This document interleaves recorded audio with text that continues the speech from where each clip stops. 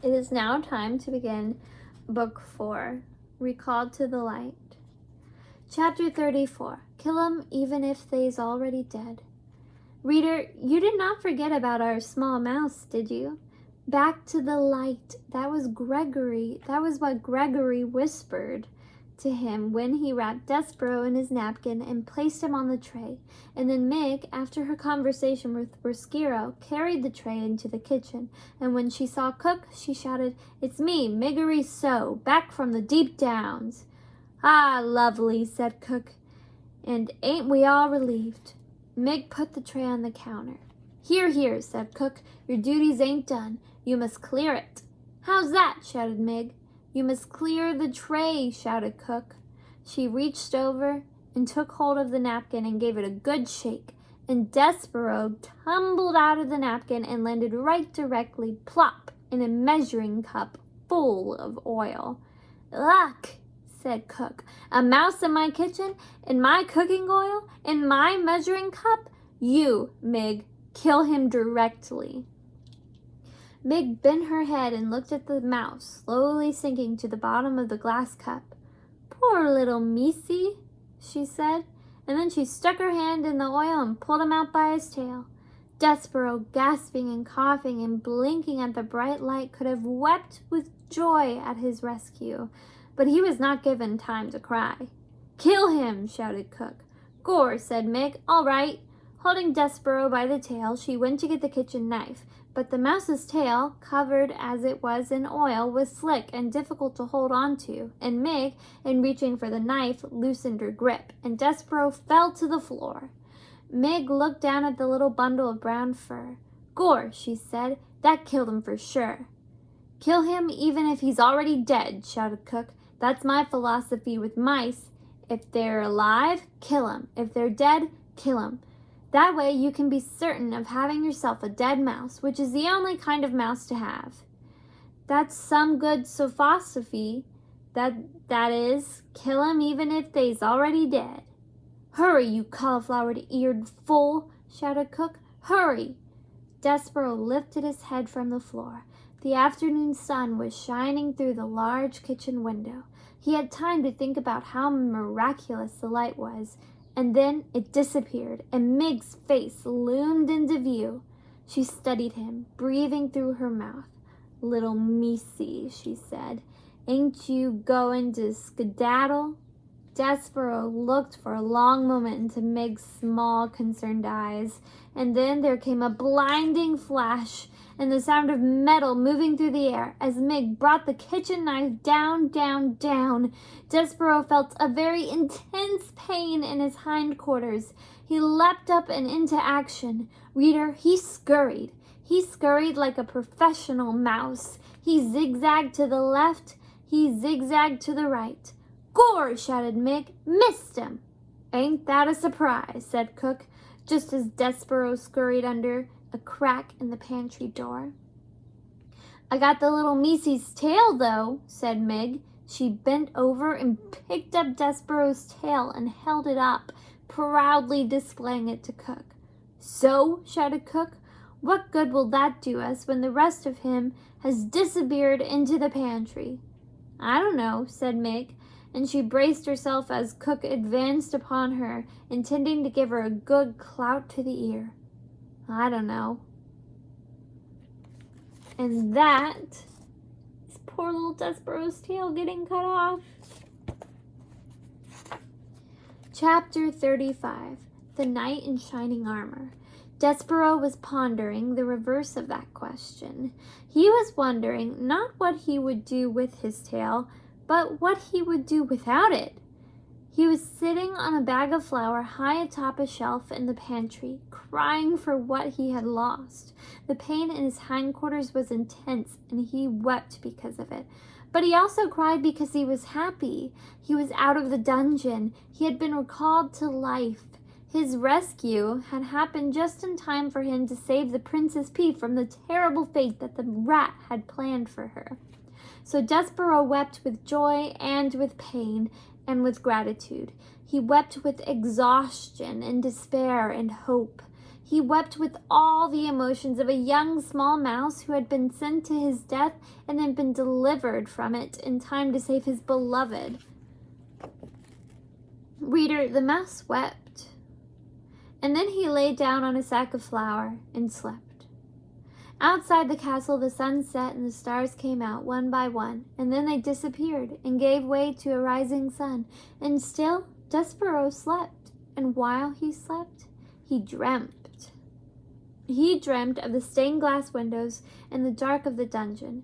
In Despereaux's dream, the light came to life, brilliant and glorious, in the shape of a knight swinging a sword. The knight fought the dark. And the dark took many shapes. First, the dark was his mother, uttering phrases in French. And then the dark became his father, beating the drum. The dark was Furlough, wearing a black hood and shaking his head no. And the dark became a huge rat, smiling a smile that was evil and sharp. The dark, Despereaux cried, turning his head into the left. The light, he muttered, turning his head to the right. He called out to the knight. He shouted, "Who are you? Will you save me?" But the knight did not answer him. "Tell me who you are," Despereaux shouted. The knight stopped swinging his sword. He looked at Despereaux. "You know me," he said. "No," said Despereaux, "I don't." "You do," said the knight.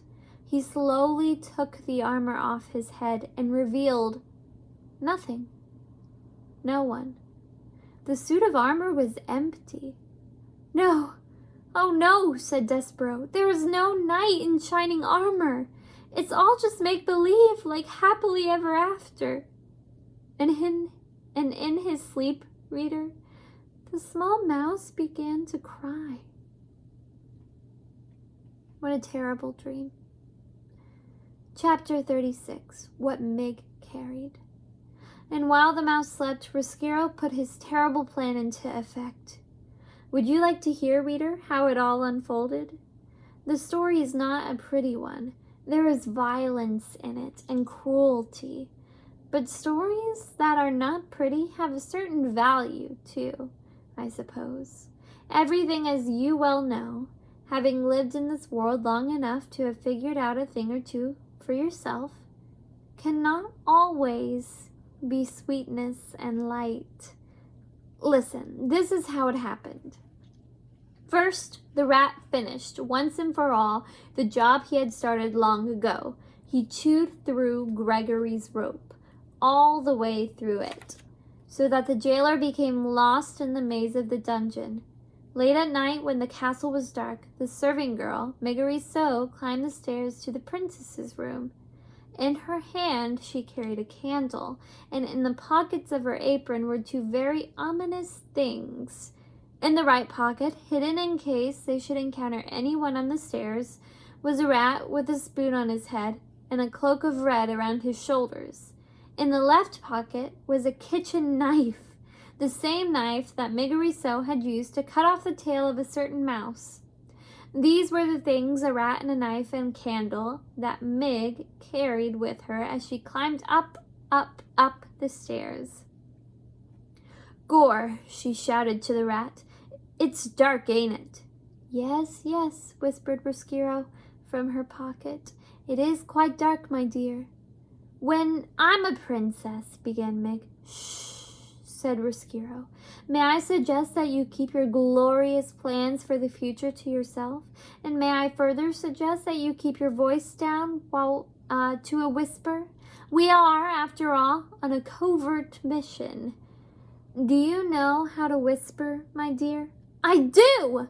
shouted Mig. "Then please," said Roscuro, "please institute this knowledge immediately." "Gore," whispered Mig. "All right." "Thank you," said Roscuro. "Do I need to review with you again our plan of action?" "I got it all straight right here in my head," whispered Mig, and she tapped the side of her head with one finger. "How comforting," said Roscuro. "Perhaps, my dear, we should go over it again, one more time, just to be sure." "Well," said Mig, "we go into the princess's room while she's be sleepin' and snoozin' and snorin', and I will wake her up, show her the knife, and say, "If you does not want to get hurt, princess, you must come with me, and you will not hurt her," said Roscuro. "No, I won't, because I want her to live so that she can be my lady-in-waiting when I become a princess." "Exactly," said Roscuro. "That will be her divine comeuppance." "Gore," said Mig. "Yes, her divine comeuppance." Mig had, of course, no idea what the phrase divine comeuppance meant, but she very much liked the sound of it, and she repeated it over and over to herself until Roscuro said, "And then," continued Mig, "I tells her to get out of her princess bed and come with me on a little journey." "Ha," said Roscuro, "a little journey. That's right, ha. I love the understatement of that phrase. A little journey. Oh, it will be a little journey. Indeed it will." "And then," said Mig, who was now coming to her favorite part of the plan, "we take her to the deep downs and we give her some long lessons on how to be a serving girl, and we gives me some short lessons in how to be a princess, and when we is all done studying up, we switch in places. I gets to be the princess and she gets to be the maid. Gore!" Reader, this is the very plan that Roscuro presented to Mig when he first met her. It was, of course, a ridiculous plan. No one would ever, not for one blind minute, mistake Mig for the princess, or the princess for Mig. But Mig Rousseau, as I pointed out to you before, was not the sharpest knife in the drawer. And reader, too, she wanted desperately to become a princess. She wanted, oh how she wanted. And it was because of this terrible wanting that she was able to believe in Roscuro's plan with every ounce of her heart. The rat's real plan was, in a way, more simple and more terrible. He intended to take the princess to the deepest, darkest parts of the dungeon. He intended to have Mig put chains on the princess's hands and her feet, and he intended to keep the glittering, glowing, laughing princess there in the dark forever. Ooh, that's revenge. Okay. And that concluded chapter 36. We'll start with chapter 37 next time.